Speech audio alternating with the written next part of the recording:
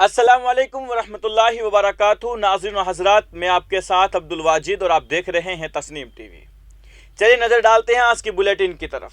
گیان واپی معاملے میں وارانسی کی ضلعی عدالت نے کہا کہ یہ کیس قابل سماعت ہے۔ اس کیس کی اگلی سنوائی 22 ستمبر کو ہوگی۔ اس کیس میں ہندو فریق کی نمائندگی کرنے والے ایڈوکیٹ وشنو شنکر جین نے بتایا کہ عدالت نے مسلم فریق کی درخواست کو مسترد کرتے ہوئے کہا کہ مقدمہ قابل سماعت ہے اور کیس کی اگلی سماعت 22 ستمبر کو ہوگی۔ گیان واپی کیس میں سماعت کرتے ہوئے وارانسی کی ضلعی عدالت نے ہندو فریق کی عرضی کو برقرار رکھتے ہوئے کہا کہ یہ کیس قابل سماعت ہے اور اس معاملے میں اگلی سماعت 22 ستمبر کو ہوگی۔ عدالت نے انجمن اسلامیہ مسجد کمیٹی کی اس درخواست کو مسترد کر دیا، جس میں گیان واپی مسجد کے احاطے میں 5 ہندو خواتین کی طرف سے دائر کردہ مقدمے کی برقراری کو چیلنج کیا گیا تھا۔ ڈسٹرکٹ جج اے کے وشویش نے کیس کا فیصلہ سنایا اور معاملے کی مزید سماعت 22 ستمبر کو مقرر کی ہے۔ گیان واپی مسجد کیس میں ہندو فریق کی نمائندگی کرنے والے ایڈوکیٹ وشنو شنکر جین نے کہا کہ عدالت نے مسلم فریق کی درخواست کو مسترد کر دیا اور کہا کہ مقدمہ قابل سماعت ہے۔ کیس کی اگلی سماعت 22 ستمبر کو ہوگی۔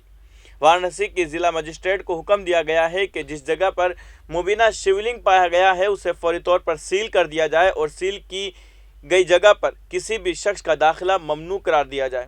اسی درمیان سپریم کورٹ میں مسجد کمیٹی کی طرف سے ایک عرضی دائر کی گئی ہے، جس میں وارانسی کورٹ کے سروے کے حکم کو چیلنج کیا گیا ہے۔ سپریم کورٹ نے 17 مئی کو عرضی پر سماعت کرتے ہوئے واضح کیا تھا کہ وارانسی میں سول جج سینئر ڈویژن کی طرف سے اس جگہ کی حفاظت کا حکم دیا گیا تھا جہاں گیان واپی مسجد کے سروے کے دوران مبینہ شیولنگ کے پائے جانے کا دعویٰ کیا گیا تھا، لیکن مسلمانوں کے مسجد میں نماز پڑھنے اور مذہبی رسومات ادا کرنے کے حق کو محدود نہ کرے۔ سپریم کورٹ نے 20 مئی کو گیان واپی مسجد کاشی وشوناتھ مندر تنازع کے سلسلے میں ہندو عقیدت مندوں کی طرف سے دائر مقدمہ کو وارانسی کی ضلعی عدالت میں منتقل کر دیا تھا۔ اسی درمیان یہ بھی حکم دیا گیا تھا کہ اس کا 17 مئی کا عبوری حکم درخواست پر فیصلہ ہونے تک اس کے بعد 8 ہفتوں تک نافذ رہے گا۔ اس کے ساتھ ہی justice D Y Chandrachud, justice سوریا کانت اور جسٹس پی ایس نرسمہا کی بینچ نے اس معاملے کی سماعت 20 اکتوبر تک ملتوی کر دی ہے۔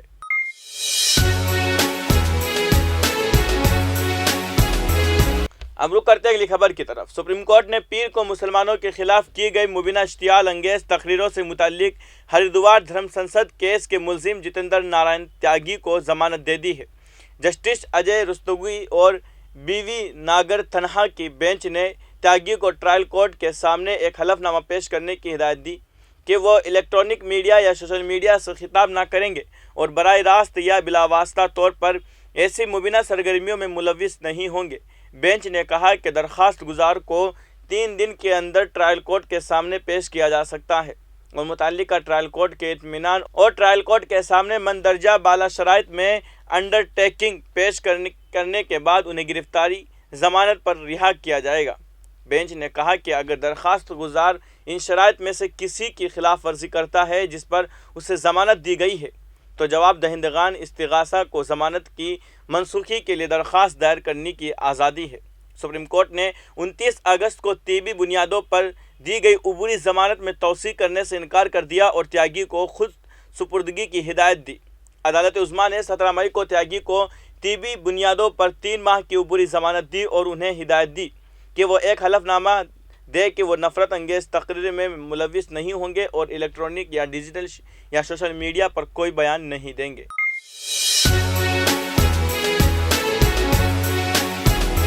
اب رخ کرتے ہیں اگلی خبر کی طرف۔ سپریم کورٹ نے پیر کو دہلی کے army college of medical science کو نوٹس جاری کر کے یہ جاننے کی کوشش کی ہے کہ وہ MBBS ڈاکٹروں کو ان کے 1 سالہ انٹرنشپ کے دوران وظیفہ کیوں نہیں دے رہا ہے۔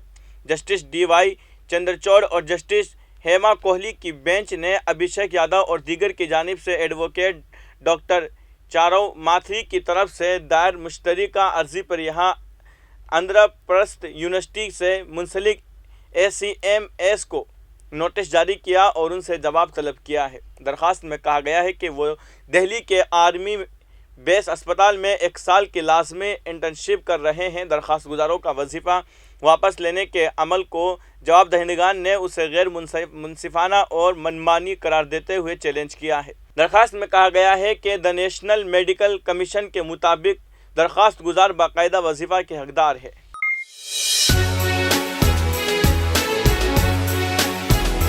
اب رخ کرتے ہیں اگلی خبر کی طرف۔ شاہی عیدگاہ تنازع کے سلسلے میں آج متھرا کی زیر عدالت میں سماعت ہوگی۔ شری کرشنم جنم بھومی اور متھرا کی شاہی عیدگاہ مسجد کو لے کر تنازع جاری ہے۔ متھرا کورٹ میں ایک عرضی دائر کی گئی ہے جس میں 13.37 ایکڑ زمین کی ملکیت کا مطالبہ کیا گیا ہے۔ عرضی میں پوری زمین لینے اور شری کرشن جنم بھومی کے قریب تعمیر شاہی عیدگاہ مسجد کو ہٹانے کا مطالبہ کیا گیا ہے۔ درخواست گزار نے متنازع جگہ کی ویڈیوگرافی اور فوٹوگرافی کا بھی مطالبہ کیا تھا۔ یہ معاملہ نچلی عدالت میں زیر سماعت ہے۔ مسلسل تاخیر کی وجہ سے عرضی گزار منیش یادو نے ہائی کورٹ کا رخ کیا۔ منیش نے ہائی کورٹ میں بھی یہی مطالبہ کیا ہے۔ اس کے بعد عدالت نے نچلی عدالت سے رپورٹ طلب کی ہے۔ اس معاملے کی سماعت 29 اگست کو ہائی کورٹ میں ہوئی تھی۔ عدالت نے مندر کی جانب سے نچلی عدالت میں دائر درخواست پر 4 ماہ میں سماعت مکمل کرنے کی ہدایت دی۔ واضح رہے کہ ہندو عقیدے کے مطابق شری کرشن کی جائے پیدائش متھرا ہے اور وہاں ان کے نام سے مندر بھی ہے، لیکن جس جگہ کو ان کی جائے پیدائش بتایا جاتا ہے وہاں مسلمانوں کی شاہی عیدگاہ مسجد ہے، جس کی 13.37 ایکڑ اراضی کو کرشن جنم بھومی مندر کی ملکیت بتاتے ہوئے مقدمہ دائر کیا گیا ہے۔ بتا دیں کہ اس سے پہلے بنارس کی گیان واپی مسجد میں سروے کے دوران وضو خانے میں نصب فوارے کو شیولنگ ہونے کا دعویٰ کیا گیا تھا، جس کے بعد کورٹ نے ویڈیوگرافی سروے کا حکم دیا تھا۔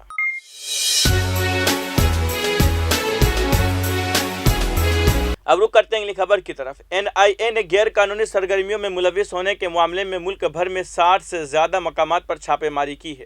ملک کے ساتھ ساتھ NIA نے ریاست پنجاب کے کئی مقامات پر چھاپے ماری کی ہے۔ NIA نے پنجاب گینگسٹر گولڈی براڈ کے گھر اور بھگوان پور گاؤں میں جگو بھگوان پوریا کے گھر بھی چھاپے ماری کی ہے۔ اس کے علاوہ امرتسر میں گینگسٹر شبھم کے گھر بھی صبح NIA نے چھاپے ماری کی ہے، اور وہیں کوٹک پورہ، فرید کوٹ اور راج پورہ میں گینگسٹر کے ٹھکانوں پر NIA کی جانب سے چھاپے ماری کی گئی ہے۔ یہ کارروائی ہریانہ، پنجاب، راجستھان سمیت دیگر ریاستوں میں بھی جاری ہے۔ حال ہی میں موسے والا کیس کی تحقیقات کرنے والی دہلی پولیس کی خصوصی سیل نے لارنس بشنوئی گولڈی براڈ کینیڈا میں مقیم گینگسٹر گینگ کے 3 شارپ شوٹروں کو گرفتار کیا ہے۔ پولیس کی طرف سے جاری کردہ بیان میں کہا گیا ہے کہ یہ بھی معلوم ہوا ہے کہ یہ تینوں ملزم کلدیپ عرف کشش اور پروریات عرف فوجی سے براہ راست رابطے میں رہنے کے لیے کچھ ایپ کا استعمال کر رہے تھے۔ تفتیش کے دوران یہ بات سامنے آئی کہ وہ گولڈی براڈ کے ساتھ بھی باقاعدہ رابطے میں تھے، جنہوں نے مبینہ طور پر 29 مئی کے قتل کے لیے لاجسٹک سپورٹ، ٹھکانے اور ہتھیار فراہم کیے تھے۔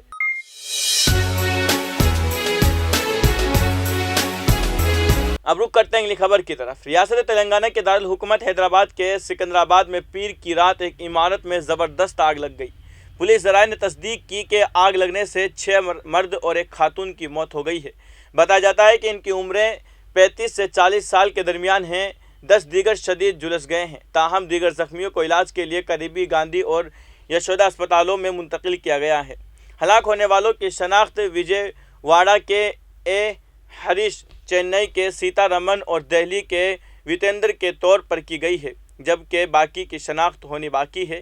بتایا جاتا ہے کہ 5 منزلہ عمارت کے تہخانے میں واقع الیکٹرانک گاڑیوں کے ایک شو روم میں بھیانک آگ لگ گئی، جس کے سبب عمارت میں بہت زیادہ دھواں پھیل گیا اور شو روم کے اوپر والے لاج کے کمروں اور احاطے میں بہت سے لوگ بے ہوش ہو گئے۔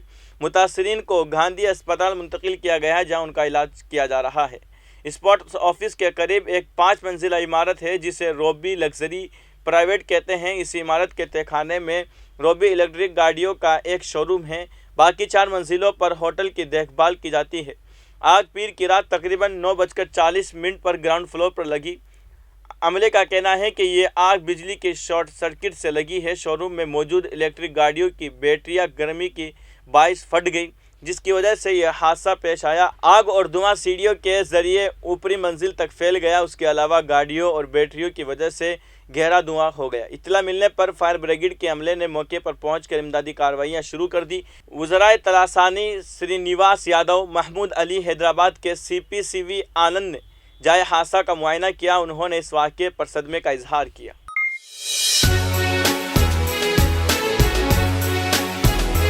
اب رخ کرتے ہیں اگلی خبر کی طرف۔ افغانستان میں تمام بڑی آن لائن شاپنگ سروس بند ہو گئی ہے۔ حال ہی میں 2 بڑی آن لائن شاپنگ سروس نے ملک میں مالی بحران کی وجہ سے اپنی سروس بند کرنے کا اعلان کیا ہے۔ افغانستان پر طالبان کے قبضے کے بعد سے ہی ملک معاشی بحران اور مالیاتی مسائل سے دوچار ہے۔ خامہ پریس کے مطابق ایک مشہور آن لائن شاپنگ ایپ کلک ایف نے 6 سالہ کامیاب مارکیٹنگ کے تجربے کے ساتھ ہفتے کی شام کو اپنے سروس بند کرنے کا اعلان کیا ہے۔ کلک ایف کے فیس بک پیج پر شائع ہونے والے ایک پیغام میں کہا گیا ہے کہ وہ مالی مسائل کی وجہ سے مزید کام جاری رکھنے کے قابل نہیں ہیں۔ ایپلیکیشن کے آپریٹر نے فیس بک نوٹ میں کہا ہے کہ ملک کی نازک معاشی صورتحال اور اقتصادی سائیکل کے رک جانے سے مارکیٹ میں فروخت شدید متاثر ہوئی ہے اور کلک ایف بھی اس سے مستثنیٰ نہیں ہے۔ کلک آن لائن اسٹور کے مالک مسیح نے کہا ہے کہ وہ ابھی تک اپنے جذبات کا اظہار کرنے کو تیار نہیں ہے اور میں اس کے بارے میں منفی احساس دلانے میں دلچسپی نہیں رکھتا ہوں۔ مجھے امید ہے کہ آنے والے برسوں میں مستقبل بہتر ہوگا اور کلک پھل پھول سکتا ہے اور کامیاب ہو سکتا ہے۔ فی الحال کی خبروں میں اتنا ہی۔ ملک اور غیر ملک کی تمام بڑی خبریں جاننے کے لیے دیکھتے رہیے تسنیم ٹی وی۔ آپ کے میزبان عبدالواجد کے ساتھ اللہ حافظ۔